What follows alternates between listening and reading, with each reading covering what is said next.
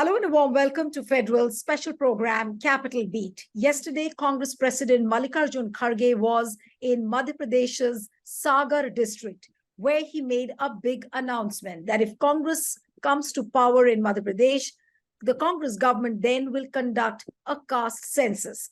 Apart from that, he also accused BJP of indulging in corruption. In fact, Kamal Nath went ahead and said that BJP government in Madhya Pradesh is all about Bhrashtachar and Atyachar. How do the things look on the ground as far as Madhya Pradesh is concerned? Because elections are just around the corner. How is this context shaping up when it comes to BJP versus Congress? Joining me now is a prominent Congress face from Madhya Pradesh and former Lok Sabha MP from Mandsaur, Meenakshi Natarajan. And I would like to congratulate and welcome Meenakshi. And congratulations to you and welcome to the Federal, because you have been recently inducted into the Congress Working Committee. So a big congratulations on that. And my first question, Meenakshi, to you is that yesterday when Mr. Kharge said that the caste census will be conducted, what is he really hinting at? Are we going to see the same thing as what happened in Bihar, or do the caste dynamics in Madhya Pradesh look slightly different? It's not about, it's definitely not just about the caste dynamics. We all are completely committed to the cause of social justice and to the cause of understanding and giving more representation to the Bahujan community. And we all know that the census is long pending. And the caste census would actually bring in a clear picture of where do we stand. Since long now, this has been again and again argued that the representation should be there should be a maximum limit to the reservation. There should be a certain cap we use. That should be the maximum level, and uske baad there should be no reservation. The point is that we are talking about a community which has to not just get voice, which has been denied access to places of higher education, to government jobs. And right now, we are also in a position where there is an increasingly we see a trend of not just privatization, but also winding up government jobs,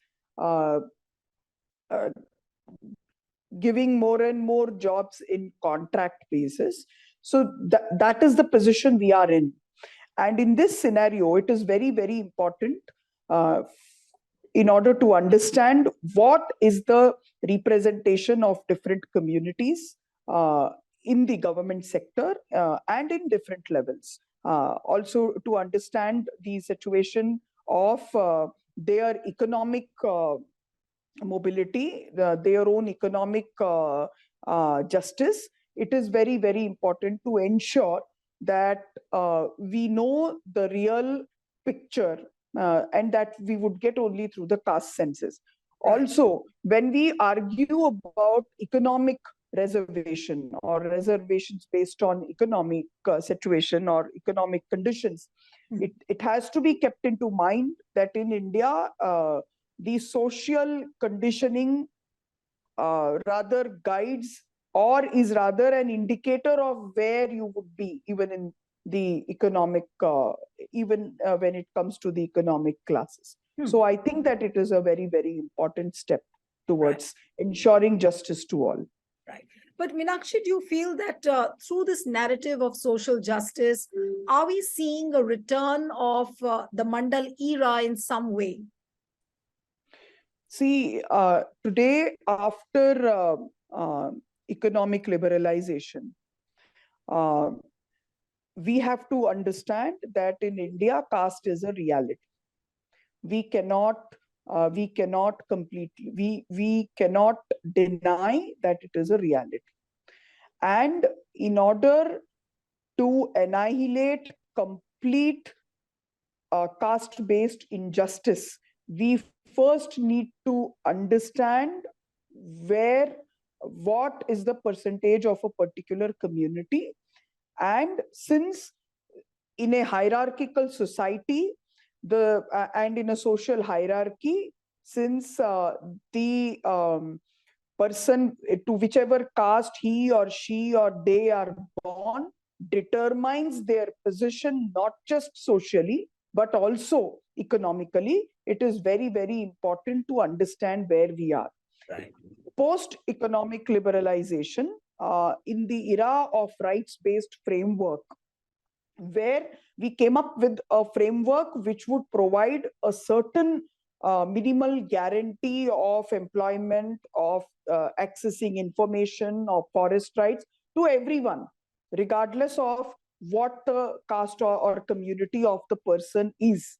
But other than that, it is equally important to understand where a particular community right now socially is placed, so that we can give them more justice. So it's not about return of Mandal Commission. I would say that in the changed scenario, it is very, very important to take the rights-based framework ahead and come up with a new set of rights-based framework. And for that, this is very, very important. But how will it be different? I mean, I'm talking about the scenario that Nitish Kumar also, wanted to conduct a caste-based census. It was challenged in the court. Now it's pending in the Supreme Court.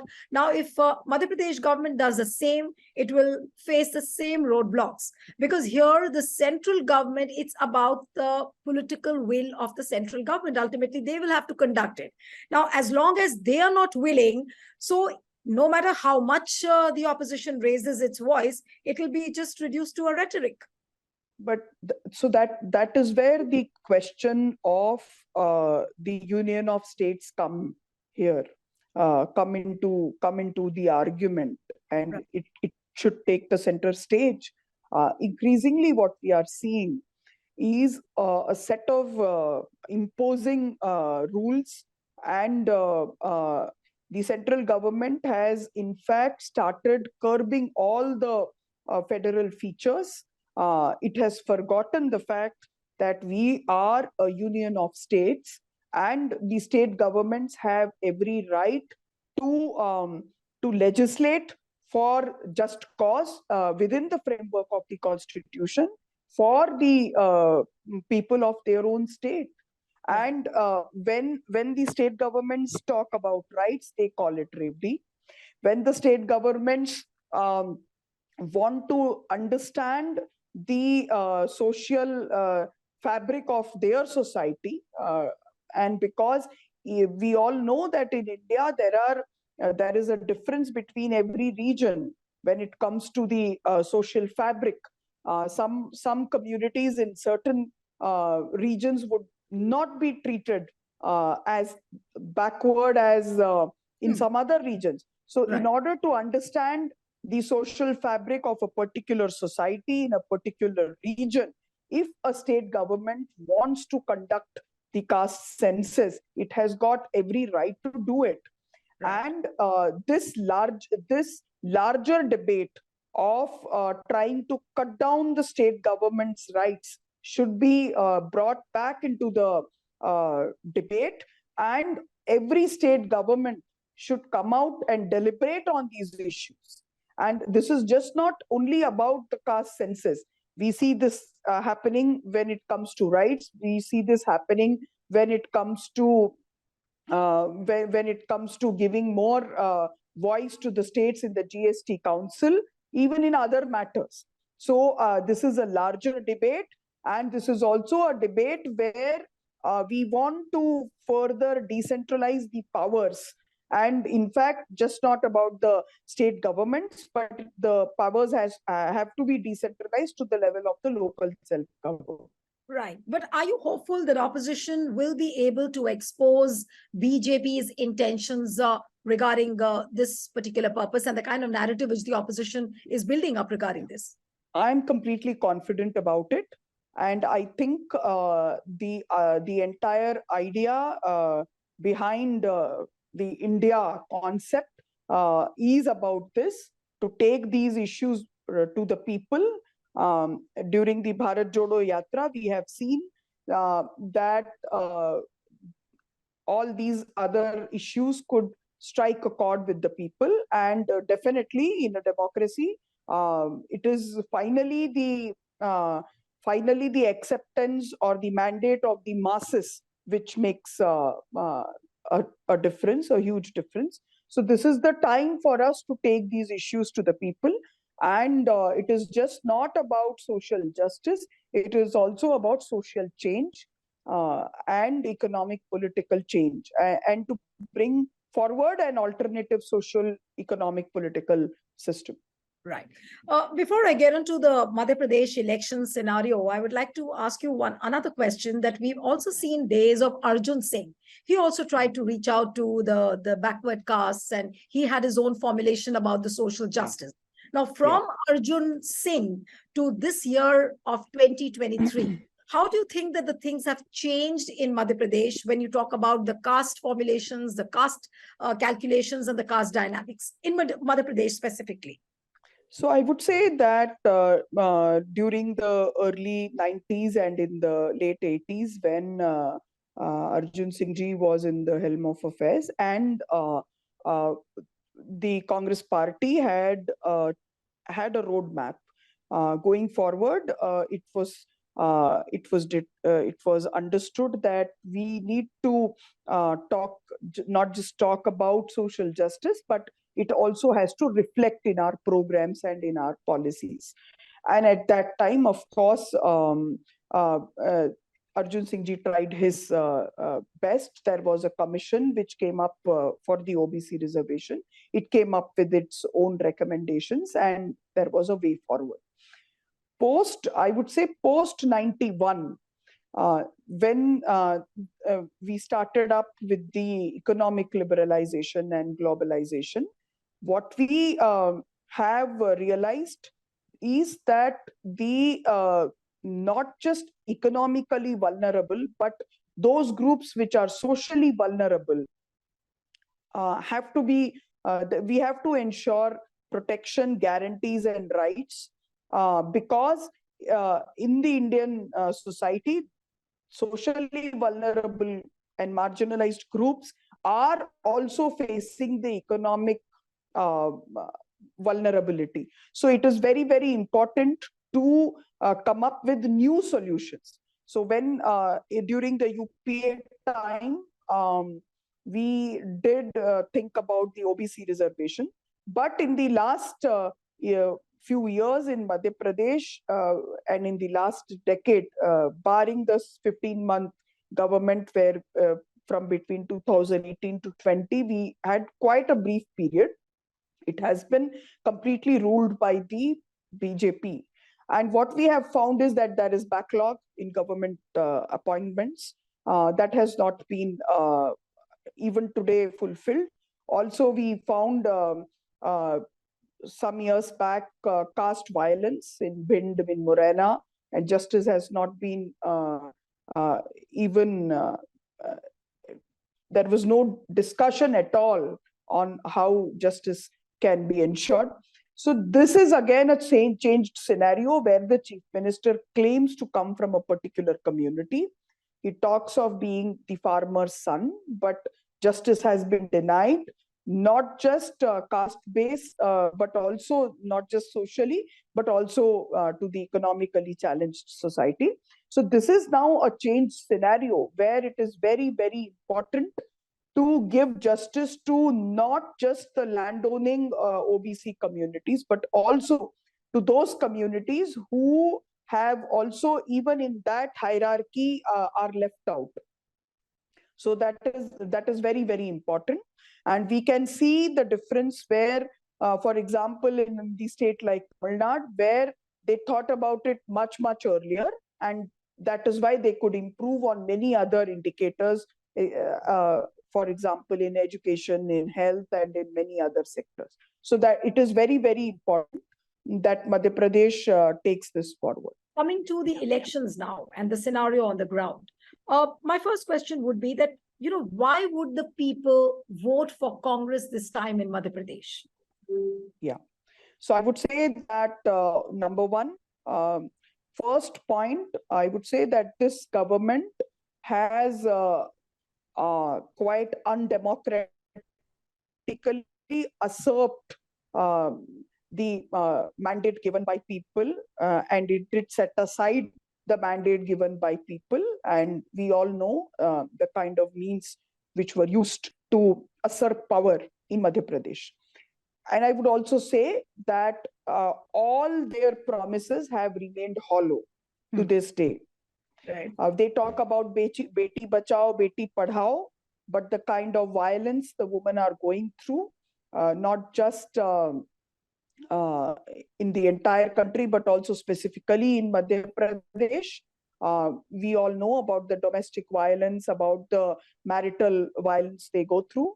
And what has the BJP state government done to ensure protection in workplaces, to ensure equal status and opportunity to women? So that is one.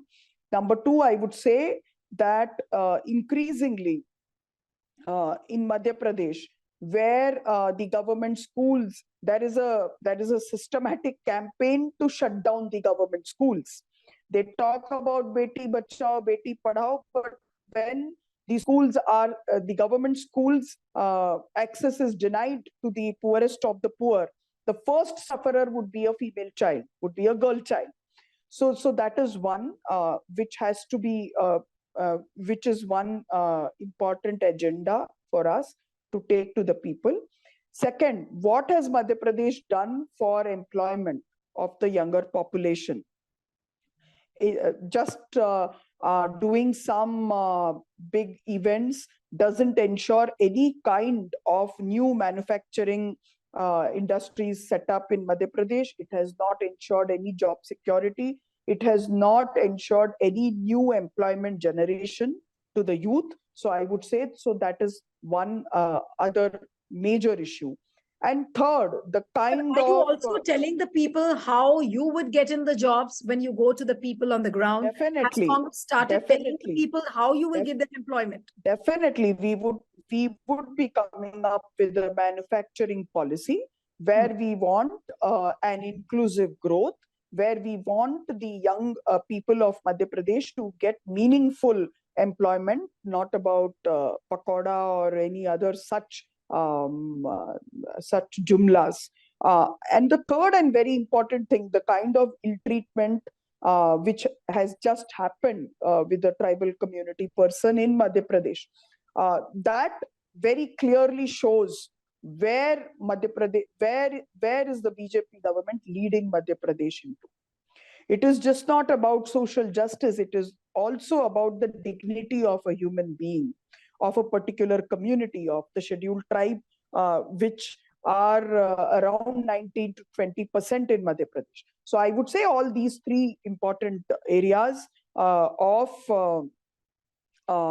and the all these important not just socially but also politically, economically, the upliftment and the and giving voice to the most marginalized groups. These would be the three areas, right, which would go forward. Right. How big is going to be the corruption as an electoral issue? Because what we saw in Karnataka, it was a pay CM campaign, 40% commission Sarkara. Now, is this manifesting, on the similar lines in Madhya Pradesh, like where it was 40%, now is it going to manifest as a 50% commission Sarkar of Madhya Pradesh? Have you started aggressively building on the campaign? Yes, we've heard the leaders speaking about corruption, but have you been able to build it up into the campaign almost on the lines of Karnataka?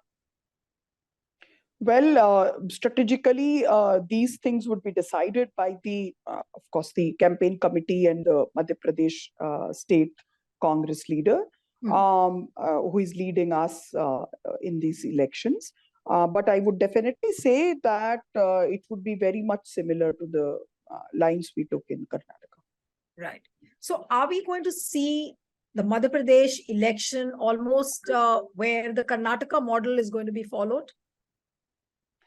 In a way, yes. And I would say, but that since the challenges in Madhya Pradesh and the dynamics in Madhya Pradesh, socially, economically, politically, is different. Of course, wherever there is a difference, so I mean, it would be, it can't be a copy paste thing. Definitely, it would be rooted in the soil of Madhya Pradesh. Right. Yeah. But when there are so many cases where ED and CBI has been unleashed against the opposition leaders, and especially I'm talking about, it's like a cross-party thing where ED and CBI has been unleashed. And today Yeah. there is a big news in the New Indian Express that the center is thinking of bringing in a chief investigation officer where ED and CBI are going to report. So in a way, PMO will hold all the control over the investigations which are happening. Yeah. What's your reaction? What is your sense? What does it say about, what does it reveal about the intentions of the government, according to you? So this government has, from the day one, it is, and especially in the second tenure, it has become completely clear that no institution is now free or autonomous.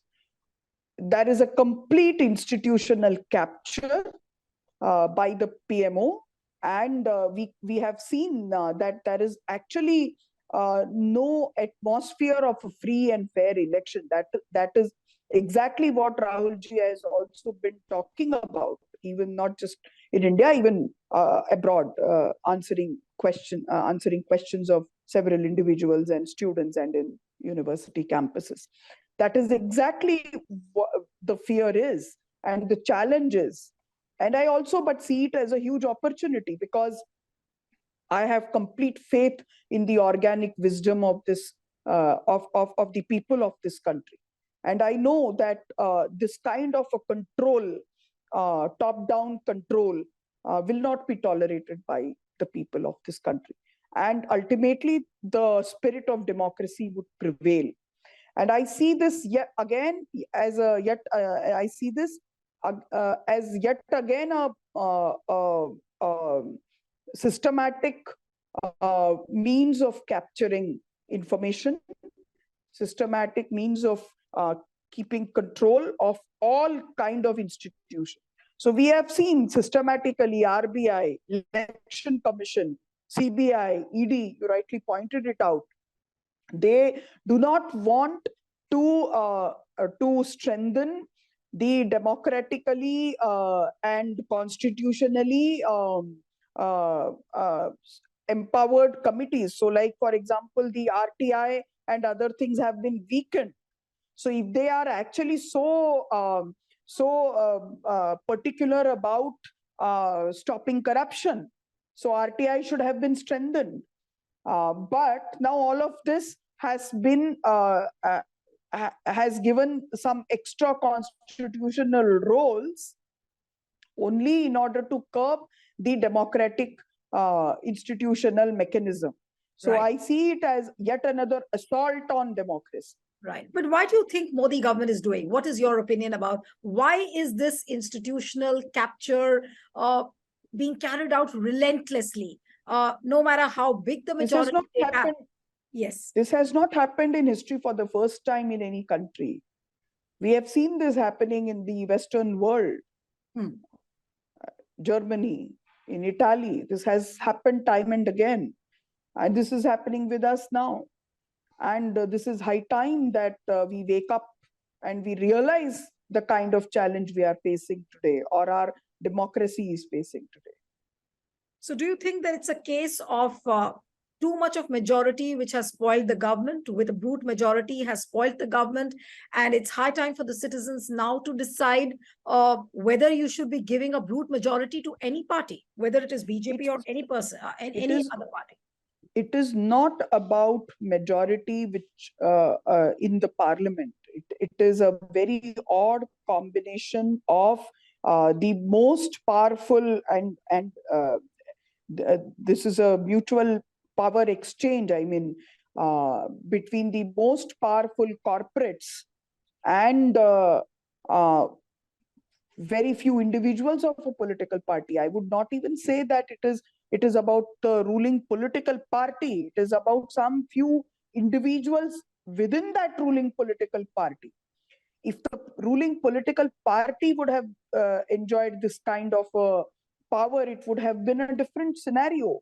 But what we see today, it is not about the ruling political party. It is about certain individuals there, and they plus some of the corporate 2 or 3 multi-billionaires who have risen to this kind of an economic power only in the last 3-4 years. But when you say certain individuals, Meenakshi, whom are you really hinting at? Of course, Adani's name has figured many times. Rahul Gandhi has spoken about him in parliament. But when you say that it's not about a party, which means it's not about the entire BJP, whom are you hinting at when you say that it's just a few individuals? We all know who those individuals are. When the entire cabinet minister and all the ruling party MPs, all of what they have to say, or all of their roles get subsumed by only one person, we all know whom are we talking about and whom are we dealing with. And this is for the first, this is not happening for the first time in the history of the world. I mean, the same kind of the same pattern we have seen elsewhere. So it is quite understandable what is happening. Right. One last question, Meenakshi, before I wind up the interview, and that is your induction into the CWC. What kind of a difference do you think that the new constitution of the CWC will make? Because, of course, what the Congress had promised that, people below the age of 50 or at 50 will be inducted to bring in a new energy, will bring in a new vigor into the party. Your induction, I'm talking about you particularly, that what kind of a difference will it make for the Congress party, now you being there as part of the CWC? Okay, so I would say that one, that the CWC has a very, very rich legacy. I see it as a huge opportunity and a huge responsibility to live up to the rich traditions of the CWC. It was the CWC which passed the resolution of Purna Swaraj just before the Salt March. It was the CWC which passed the resolution of fundamental rights in the Karachi session. It was the CWC which passed the resolution of Quit India. So it comes with a huge legacy, a very, very rich legacy of democracy, of whatever today we see as institutional framework in this country. CWC has had a role to play in that. And it was the father of the nation who brought this as an institution, who developed it as an institution. So it comes with a huge responsibility. And I think that this time we have representation from the women. We have representation from the most marginalized groups. We have representation, as you said, from younger people, I mean, below 50 or 50. So this is a very big change which has been ushered into the CWC. And I see that this would be able to, one, to give voice to the most voiceless communities of this country. And two, it would also definitely help shape new kind of politics. Right. Not just bringing in new voices into the politics, but also to shape new kind of politics. And that is where I see myself. With utmost humility, I would say that should be definitely the role people like me can play. But where will you be more active? In the center or in Madhya Pradesh particularly? Where are we going to see you on the field, within the party? Well, I don't see them as geographical, physical spaces. Okay. My space is with the people. And I'm supposed to voice them in the CWC. Okay. I don't see it as a center or right. But that physical brings me to the location. question that is Meenakshi Natarajan going to contest the Lok Sabha elections and this time? In our party, who would contest what gets decided by the Central Election Committee. Okay. Wish you all the best, Meenakshi. It was wonderful having you on the program. And one appeal to the viewers who are watching this interview, subscribe to our channel, send us your feedback, and stay tuned to the Federal. Thank you, Meenakshi. Thank you. Thank you.